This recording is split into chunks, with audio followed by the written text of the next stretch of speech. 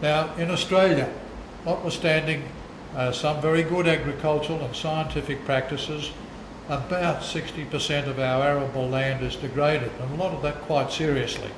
We've got salinity, we've got aridification, we've drained so many of our wetlands, which are the kidneys of any stream or river systems.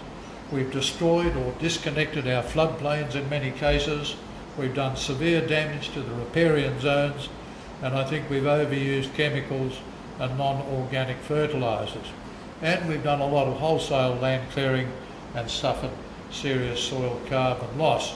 And they've all contributed to this degraded situation. Therefore, ladies and gentlemen, I think there is without doubt an urgent need for change. So what do we need to do? Well, the first thing is to recognise that we're at risk.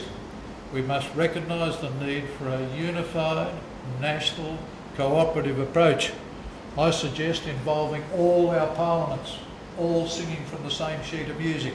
A big ask, but maybe this is the topic in which they can all agree. It could be made so easily a non-political topic. And I think we've got to bring in our farmers and land managers, our agricultural policy and scientific agencies, our education providers. It involves national security, Indigenous and health groups.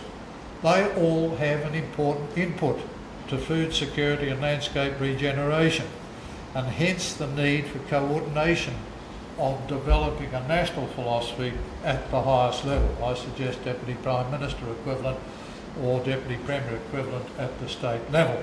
It's not just a matter of water or agriculture or two stovepipe departments. Just about every major department of state is and should be involved. And we need to support and quickly identify innovative farmers and land managers, harness their expertise, which is what this is about to do, and promote their best practices across all regions of this country. As our report demonstrates, the good news is that solutions already exist. Innovative farmers across the country are leading the way in implementing land regeneration through a variety of techniques that help to restore the physical, mineral and biological qualities essential to maximise the healthy functioning of our natural biosystems. Now, the drivers of a healthy, resilient landscape lie in the carefully integrated management, I repeat, carefully integrated management of soil, water and vegetation, which together in a natural cycle provide the proven conditions suited to facilitate regeneration. We can't do it in stovepipes, somebody looking after water, somebody looking after soil, somebody looking after what's going on top. It's got to be an integrated management solution. Well, ladies and gentlemen, we have the opportunity and the know-how to facilitate change. What we need now is to cooperate in achieving the essential outcomes of a regenerated, hydrated and sustainable landscape that in turn leads to healthy soils, healthy foods, healthy animals and a healthier population. And surely this must be of interest when our health budget is over 110 billion a year.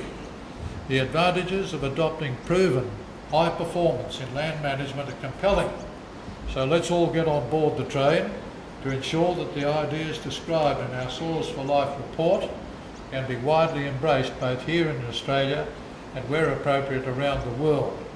Let's recognise that nature is our servant if we are nature's steward, and let us leave a healthy, resilient landscape to guarantee continued well-being for future generations.